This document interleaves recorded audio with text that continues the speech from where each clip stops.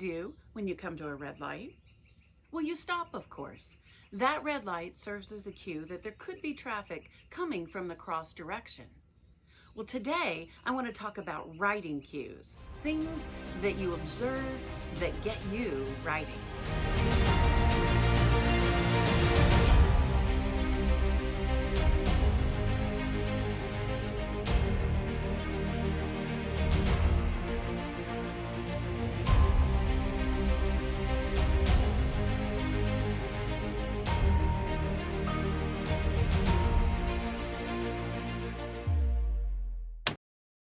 Well, good morning. At least it's morning when I'm filming this video here in beautiful rural Tennessee.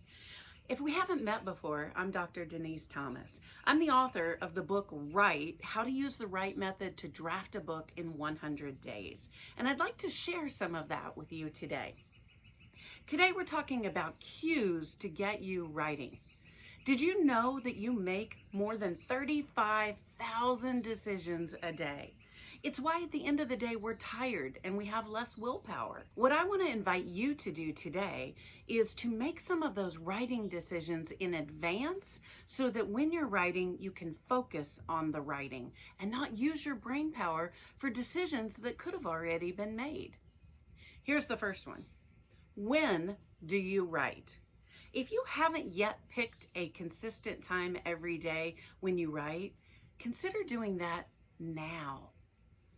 Maybe you're a morning writer. That works best for me. I kind of buy into the philosophy of whatever you do first gets done. And by the end of the day, especially with young kids in a busy life, I'm pretty pooped and I don't have a lot of energy left for writing. So I like to be a morning writer. Maybe that doesn't work for you right now. That's fine too. You might write during your lunch break or write as you commute to or from work, provided you're not driving. You might write in the evenings. You might write a lot in the weekends and then write for only 15 or 20 minutes during weekdays. You can structure your writing time however you want, but what I want you to do right now is really hammer down that decision. Determine, this is my writing time.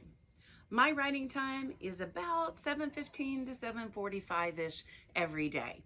It fluctuates a little bit depending on how long it takes me to make my coffee, do my Bible study, and actually sit down to write. But generally speaking, I'm pretty tied to that time for writing. It also helps my family to know that I'm writing during that time so they know not to disturb me. You may be one of those people that has a fluctuating schedule where maybe you can't write, say at 7:15 every morning. That's fine too. What you could do is you can anchor your writing habit to something else that you do every morning. So using the morning routine as an example, you get up every morning. So even if you get up at different times, you can anchor your writing to right after you make your coffee in the morning. So it doesn't have to be time bound, but it does need to be a consistent habit. The next thing that I want to invite you to do is to consider the visual and auditory cues that tell your brain that it is writing time. Think about the space where you write. Do you know where your space is? That might be another decision you need to make today. Which place do you generally write? Now, I've been advocating that one of the beautiful things about being a writer is we can write anywhere, including places like this. So your location may change a lot, and that's fine. But when you are at home, when you are most on your routine, where is the place that you most consistently write? Think about that space right now. Now, think about what it looks like.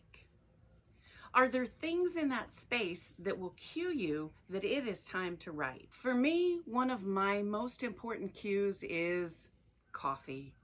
I love the smell of it. I love the taste of it. And I love the feel of the warm liquid in the coffee mug. All of those things for me now are cues that it is time to write. Maybe you have similar cues. If you don't like coffee, maybe it's hot tea. Maybe you light a candle. Or maybe you clear your desk, put out a sticky note so you can take notes on anything that you need to remember. whatever it needs to be for you, some sort of a visual cue that you see that says this is writing time. You know, depending what time of day you work, you might have different visual cues. So obviously in the morning, coffee is a great visual cue. But if you like to write when you come home from work, you may need visual cues close to your drop-off zone. You know, that place where you drop your keys, where you put your sunglasses, where you drop the things that are in your hands. Maybe you need a cue there. As you're establishing this habit, maybe that cue is simply a sticky note that says, go write. Often though, I find that when you first get home, you have a lot of needs that need to be taken care of. You need to go to the bathroom, you're probably hungry, thirsty, that kind of thing. Maybe you want to say hello to your family.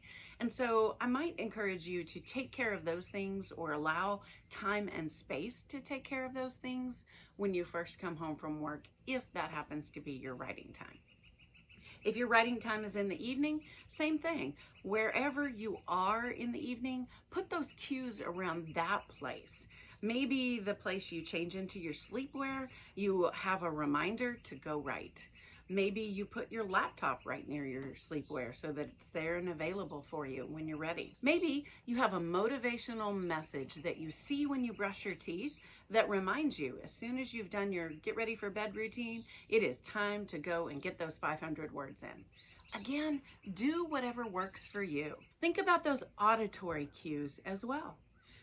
You know, when I was starting the writing habit, one of the things that helped me was to have an alarm that I set every day. Maybe that's a cue that you need too. You can use an alarm on your phone and it produces an auditory sound that could be unique to writing. You can set a ringtone that you only use for writing. So when you hear that sound, your body is immediately thinking, it's time to write. Another auditory cue that a lot of people use is music to write to. Now, personally, I can't write to anything that has words in it because I tend to sing along and then that pulls me out of writing. So I tend to use ambient music or focus music or something that's instrumental. Any of those will work well, but you know, you do you. If you are writing a scene that is set in a certain era and listening to music from that era helps you, well, you go do that. I've also found that it's helpful to me to have a consistent piece of music that I am using throughout my book, so that when I hear that specific music, I am immediately thinking not only of writing, but of writing that specific book. Maybe that's helpful to you too. It's not necessary, but it might be helpful. The point that I'm trying to make today is that we make a lot of decisions every day, and you can waste some of those decisions deciding if you're going to write, or where you're going to write, or how you're going to write. Or you can take a little time today, go ahead and make those decisions and make it really easy so that when you sit down to write, you are writing. You are not making decisions about how to do it.